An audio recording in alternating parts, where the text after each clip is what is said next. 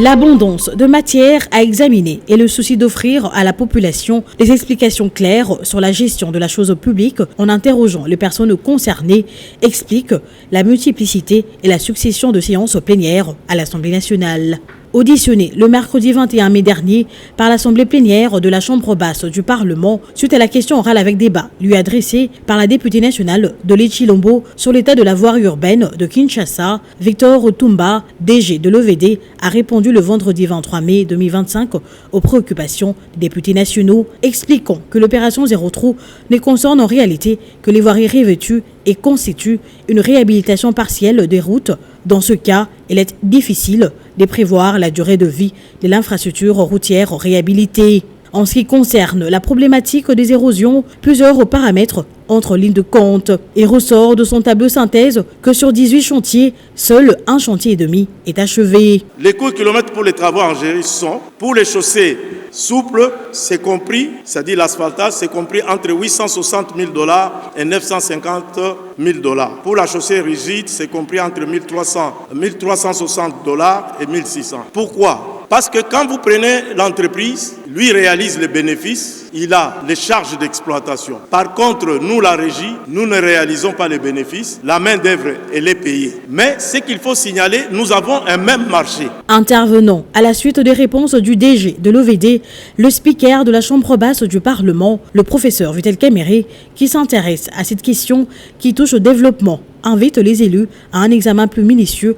de telles thématiques afin que l'argent de l'État sert réellement à l'amélioration des conditions de la population. Ce secteur est très important. Quand on prend la voirie urbaine, on prend les routes d'intérêt général, les routes de desserte agricole, mises ensemble, nous avons là-bas la toile d'araignée sur laquelle devront se développer toutes les activités de développement de notre pays. Quand on débloque de l'argent de l'État, on doit voir les résultats. Dans sa conclusion, l'auteur de la question orale avec débat, la députée nationale de l'Echilombo Kabonda, tout en proposant des recommandations, demande au bureau de diligenter une commission d'enquête avec objectif de répertorier tous les travaux de l'OVD, évaluer l'état de route et proposer des recommandations quant à ce. Au vu des informations qu'il nous a données, au vu des questions qui ont été soulevées par les collègues, j'aimerais demander à notre bureau de diligenter une commission d'enquête. Le but de cette commission serait d'assurer le suivi afin d'assurer une gouvernance efficace et transparence de l'Office des voiries et des drainages. Les prescrits des articles 212 et 213 du règlement intérieur de l'Assemblée nationale s'appliquera à cette demande de création d'une commission d'enquête. Dernière matière traitée, c'est l'audition du rapport de la commission d'enquête sur les propositions des recrutements, de promotion et de mise à la retraite de magistrats de la Cour de compte.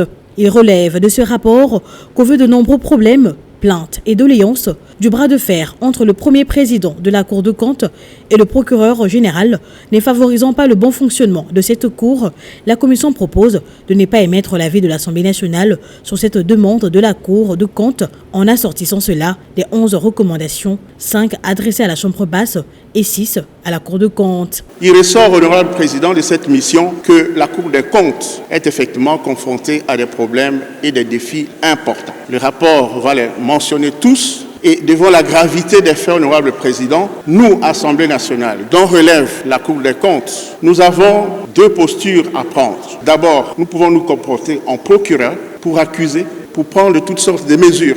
Mais nous pouvons nous comporter aussi en pédagogue pour conseiller, pour donner des leçons. Mais évidemment en gardant notre pouvoir. En complément à ce dossier, le professeur Vitel Kamere renseigne la plénière de la réception de la lettre du premier président de la Cour de compte demandant une audition en plénière afin de présenter sa version de fait. Des propositions notamment du député national Baudouin Maillot estiment que suite à la lettre du premier président, l'adoption du rapport devra être renvoyée pour enrichissement au niveau de la commission. La commission devrait nous dire on veut recruter tel, il n'a pas rempli les conditions, avis défavorable. Tel, on veut le mettre à la retraite, il n'a pas rempli les conditions, avis défavorable. C'est ce qu'on attend, c'est aussi simple que ça. D'où vient toute cette littérature jusqu'à nous proposer décider la surséance? Mais nous allons décider la surséance, honorable président, sur base de quelle loi? Le bureau a pris acte du rapport de la commission spéciale et de la requête de la Cour. Il promet de revenir à la plénière dans un bref délai avec de solutions. La plénière de ce jour a débuté avec la lecture de la composition de 2 commissions mises en place afin de statuer sur le réquisitoire du procureur général près la Cour de cassation. Ces 2 commissions vont présenter leur rapport à la plénière prévue en début de semaine prochaine.